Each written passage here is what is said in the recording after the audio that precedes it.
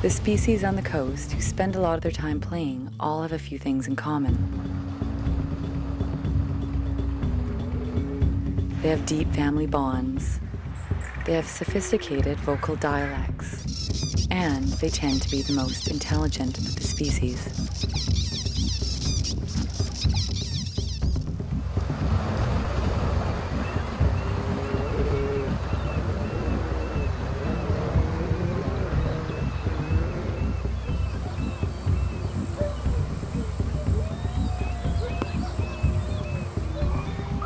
Wolf researchers have long noted the special relationship between the raven and the wolf.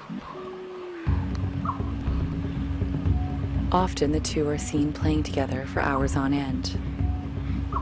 Although the study found the remains of many different types of birds in the scats of the wolf, never once did they find trace of the raven.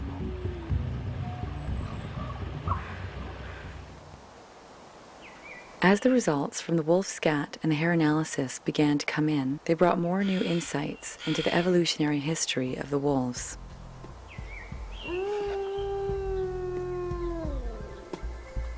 The molecular analysis revealed that there was more diversity within the genes of these coastal wolves than in any other known wolf population. Genetic diversity gives a species the ability to adapt to changing environments, including new climatic conditions and diseases. Genetic diversity is lost when a population is reduced to low numbers. While most other gray wolf populations were hunted to near extinction, here in the remote reaches of the Great Bear Rainforest, the wolves escaped heavy persecution and maintain an ancient unbroken link to their past. Today in British Columbia, no special permit is needed to hunt wolves. Any hunter can legally kill 3 per year. The biggest threat the wolves face, however, is habitat destruction. The most valuable trees are the big ones in the salmon river valleys, the home sites of the wolves.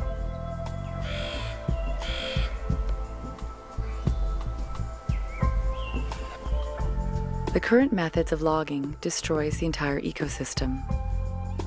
It creates roads into previously wild areas, bringing hunters into contact with the wolves. Although they replant the clear cuts, there is no replacement for a 10,000-year-old forest. The government of British Columbia and Canada continues to push ahead with unsustainable development. Oil and gas development, oil tanker traffic, and industrial salmon farming threaten the coast. In a world where true wilderness is becoming more and more rare, little attention is paid to the intrinsic value of intact and functioning ecosystems.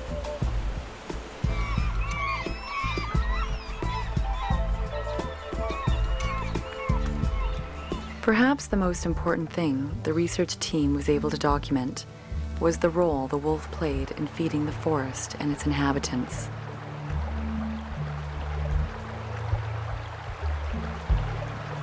Salmon are the lifeblood of the coast. Every summer they return to their natal streams to spawn, and the coast comes alive with feeding activity. Hundreds of creatures depend on the return of the salmon.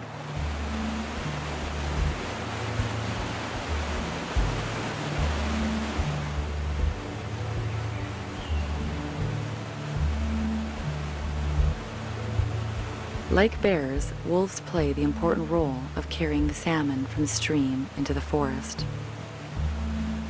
Here, its body becomes available to insects, birds, and mammals who could not otherwise access the fish. The leftover bodies of the salmon quickly decompose into a soup of nitrogen-rich liquid, which sinks into the ground and fertilizes the forest. Studies have shown that spruce grow 3 times faster with salmon fertilizer. The marine nitrogen from the decomposed salmon can be tracked in tree core samples dating back centuries. This same nitrogen can also be found in the hair of the wolves.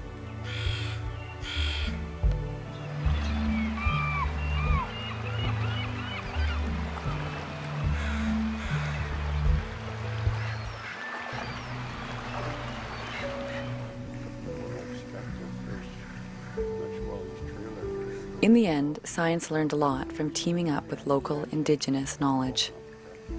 Both of these very different traditions ended up with a similar conclusion.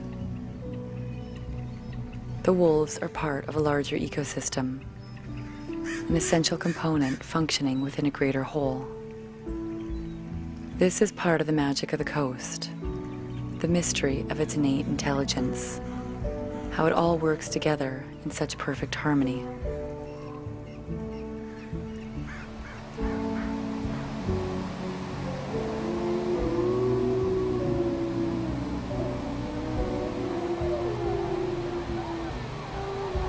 They are the last of their kind, wolves living in old-growth temperate rainforests. Industrial development is closing in, but there is still time to change the tides, to understand that we have much to learn from the wisdom of nature, that we are a part of it, like the wolf.